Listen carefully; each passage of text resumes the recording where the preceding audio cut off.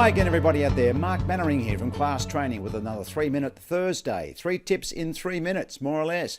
But because you're such lovely people out there, you're getting an extra one. So I'm going to cover 4 tips this time round to do with Microsoft Teams.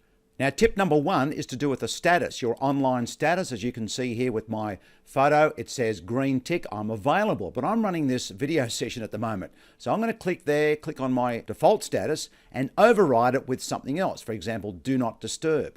So now I won't get any notifications, I won't get disturbed while I'm running the meeting or the video. When I return to go back to what it was, I just click there, click back on do not disturb and go down to reset status because I forget what it was beforehand. So that automatically puts it back to the default. And the second tip is a great feature in your online or video meetings within Teams. I've just started a meeting here and I can go to the 3 dots button here, and amongst other great things that you can do with your meetings, I can turn on live captions.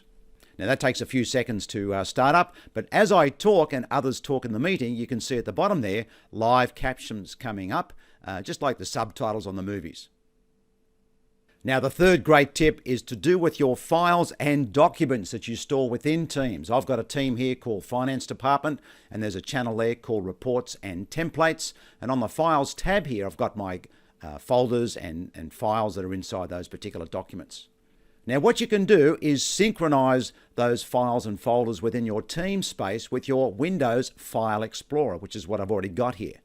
Now if I arrange my windows side by side as I've got here, I've got my Windows Explorer on the left and I've got some files and folders on my desktop there that I've been working on in the interim. Now what I can do is, as usual, just click and drag this file, for example, over onto the Windows Explorer version of my Teams folder.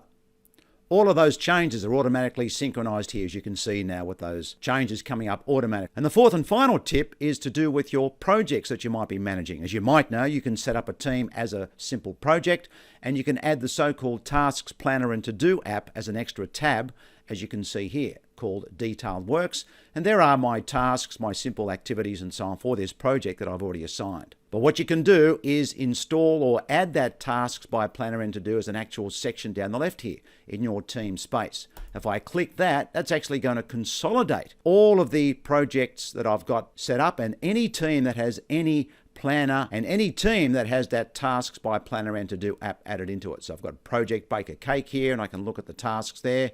On the right, I can go down to class personnel. There must be one there. Yep, there's some tasks there as well. And I've got another one down here to have a look at the cubby house. So adding the Tasks by Planner and To Do as an actual section to your team space consolidates all the projects that you might be managing. So there you go, people. 4 big tips that you can use for your Microsoft Teams. You might be thinking, how do you do all that? How do you set up the synchronization of your File Explorer with your Microsoft Teams files? Have to come along to one of our great sessions. We run face-to-face sessions as well as the live online sessions. So check our website, check the link there, up there, or whatever it might be when the next ones are coming up. And we can always run closed sessions for your organization. So contact us here at Class Training and hope to see you soon. Thanks a lot. See you next time. Bye.